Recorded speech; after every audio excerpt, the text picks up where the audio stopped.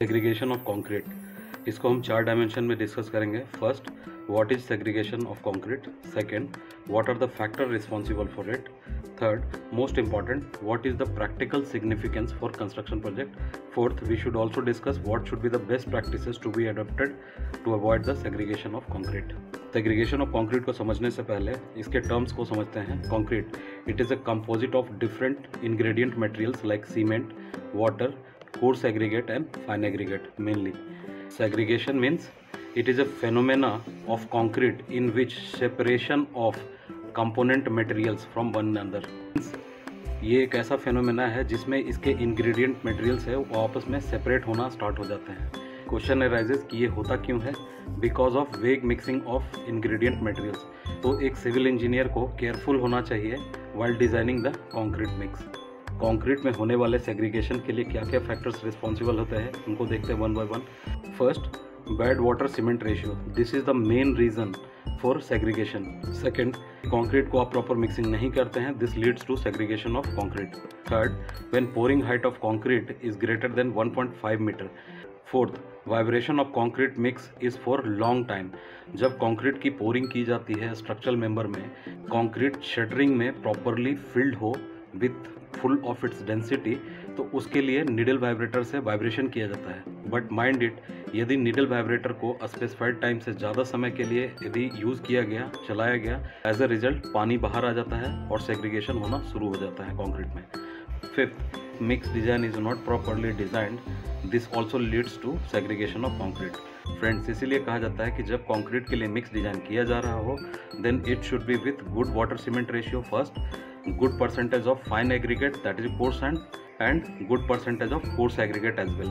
और इसके अलावा एडमिक्सचर को भी यूज़ किया जाना चाहिए in mix design to have a good workable concrete. इन पॉइंट्स को देखने के बाद एक छोटी सी वीडियो क्लिप है, just go through this, you will have the conceptual clarity regarding this. Friends, have a look. These are the responsible factors for segregation in concrete. First, due to improper mixing of the ingredient materials. Second, due to improper proportioning of the aggregates. Third, due to pouring height greater than 1.5 meter. Lastly, excessive use of needle vibrator in the compaction of the concrete leads to segregation and bleeding in concrete. Next part of discussion is practical significance, which is most important part. इसके होने वाले different प्रभाव को समझने से पहले एक video clip को देखिए, then comprehensively we will discuss कि किस तरह से सेग्रीगेशन ऑफ कंक्रीट स्ट्रक्चर के स्ट्रेंथ को अफेक्ट करता है। Main effect of segregation of concrete is development of honeycombing and poor finish surface. तो ये honeycombing different type of challenges create करता है स्ट्रक्चरल मेंबर के लिए and stability of the structure as well. Honeycombing की वजह से RCC member में वॉइड्स जनरेट होते हैं which leads to corrosion phenomena in steel bars, जिसकी वजह से बॉन्ड स्ट्रेंथ जो कंक्रीट एंड स्टील बार्स के बीच में होती है घटने लगता है, which leads to reduction in the load carrying capacity of the structure and finally durability of the structure is getting affected. And all the challenges in the structure are started with one problem, segregation of concrete. First, honeycombing. This is the most prominent problem की वजह से क्या होता है? Reduction in the compressive strength of a structural member. Second, poor finish surface. Leakages की बात करें तो जो प्रिपेयर्ड शटरिंग है जिसमें कंक्रीट की पोरिंग की जा रही है, तो जब उसमें कंक्रीट भरा जाएगा, if concrete is leading to the segregation, तो cement slurry will come out. इसकी वजह से स्ट्रक्चरल मेंबर में हनी कॉम्बिंग होगी। हनी कॉम्बिंग की वजह से वॉइड्स जनरेट होंगे। वॉइड्स की वजह से जो स्टील रिइंफोर्समेंट होगा that will be exposed directly to the environment. This will be exposed to the chlorine ion, sulphate ions, carbon dioxide and moisture. अब इसकी वजह से क्या होगा? स्टील रिइंफोर्समेंट में रस्टिंग फेनोमेना होना स्टार्ट होगा।